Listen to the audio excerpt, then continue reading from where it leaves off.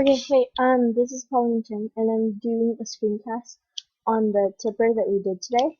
And so, the tipper was lifting up a pail, and so what pretty much is happening is there's this girl, her name's Linda, and she's using a pulley system to lift up a pail, and there's a ring on the ground that the string or the rope that is used in the pulley system.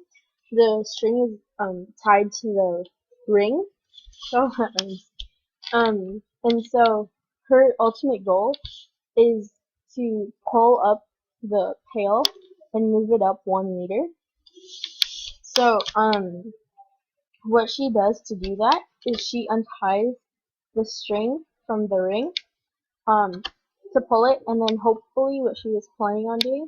So when she unties it, she's gonna pull it up the 1 meter, and then tie it again on the string. So it moved up 1 meter. So these are the numbers that the question gives us. So Linda, which I wrote as L, Linda is 800 newtons.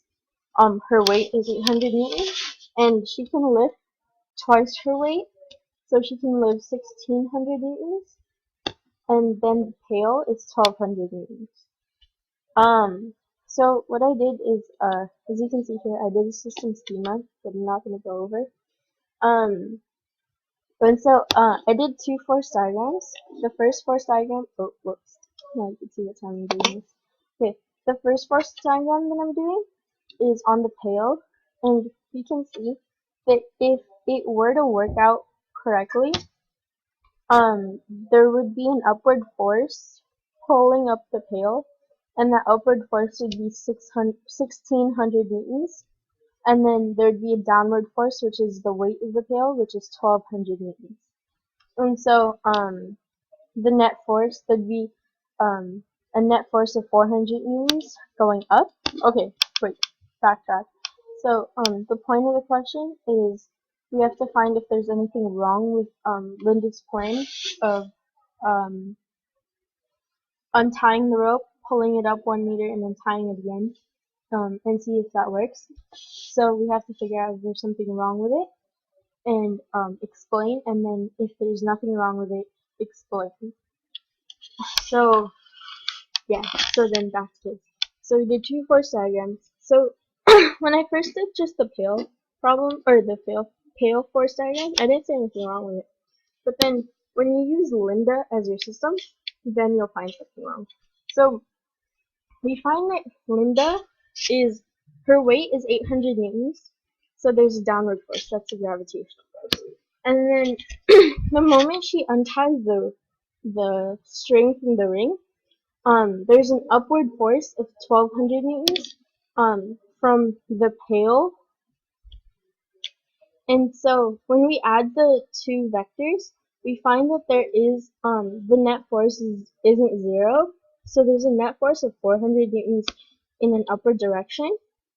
So the problem with her plan is the moment that she unties the string from the ring, she'll fly through the air because the net force isn't zero.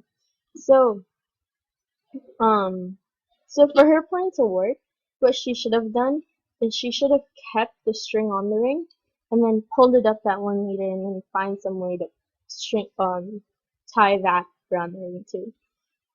Because with this, so since the pail is moving, the pail has a weight of 1200 newtons. The moment that the string or the okay, so the pail has 1200 newtons right now, and so the pail is pulling down on the string 1200 newtons while the string's pulling up.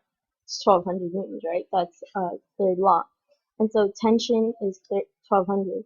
So the string right here, where the ring is, where the string is interacting with the ring, there's an interaction right there where the string is pulling on the ring 1200 newtons, and the ring is pulling back down 1200 newtons. So that's why the pail isn't moving, because the overall net force is zero. But the moment that you change that and this interaction with the string and the ring, when that interaction changes between to the string and Linda, um the force pulling down the string, which is Linda's weight, is no longer 1200 newtons, it's 800 newtons. So there's an imbalance net force, which would cause Linda to fly up in the air if she doesn't let go of that of the string right away. If she does, then maybe she'll just stay on the ground. So yeah, and I'm not sure if I mentioned that, but for her plan to work, she can't untie the string from the ring. So that's it.